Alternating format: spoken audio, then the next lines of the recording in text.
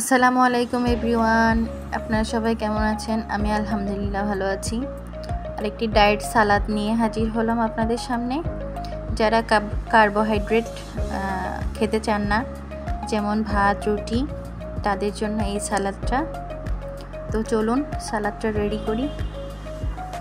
আমি বাঁধাকপি, গাজর, পেয়ারা, লেবু, একটা সেদ্ধ ডিম আর শসা বা ক্ষীরা। প্রথমে দিয়ে দিলাম বাঁধাকপি কুচি, এরপরে গাজর কুচি, এরপরে শসা কুচি,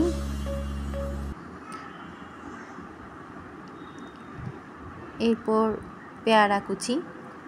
পেয়ারাটা আমি নিয়েছি একটু মিষ্টি মিষ্টি স্বাদ হওয়ার জন্য, যেহেতু আমি এখানে চিনি ব্যবহার করব না, তাই পেয়ারাটা নিয়েছি। পেয়ারাটা একটু আপনারা মিষ্টি দেখেই নেবেন। আর একটা কাঁচামরিচ কুচি দিয়েছি। এটা যারা ঝাল পছন্দ করে তারা দিতে পারেন, যারা পছন্দ করেন না তারা স্কিপ করতে পারেন। এরপর লেবু নিয়েছি, লেবুটা রসটা আমি নিয়ে নিচ্ছি। লেবু 3 টুকরা লেবু নিয়েছি।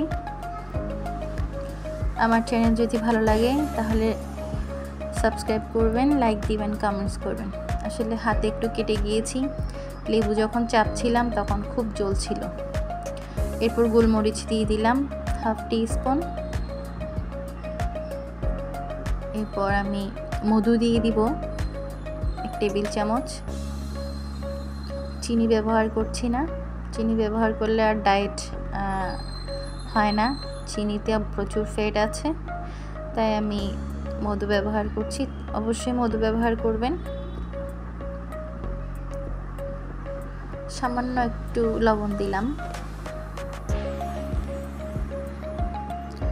আপনারা এখানে একটু চিয়া সিড দিতে পারেন, একটু চিলি ফ্লেক্স দিয়ে দিলাম। আমার হাতের কাছে চিয়া সিড ছিল না, তাই দিতে পারিনি। এখন আমি টক দই দিয়ে দিয়েছি 1 কাপ। এই টক দইটা আমি একটু ফেটিয়ে নিয়েছি। এরপর নেড়ে চেড়ে দিব।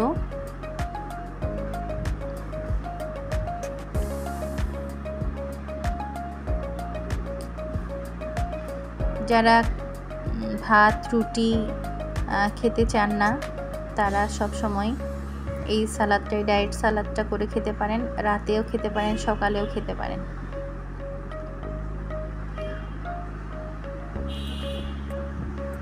এরপর একটা ডিম কেটে দিব। আপনারা চাইলে আরেকটা ডিম বাড়িয়ে নিতে পারেন,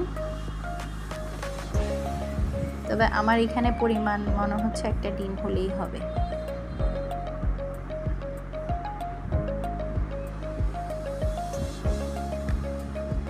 খুবই মজাদার এই সালাদটা। আশা করি এই রেসিপিটা দেখে একবার হলেও বাসায় ট্রাই করে দেখবেন। আশা করি আপনাদের ভালো লাগবে।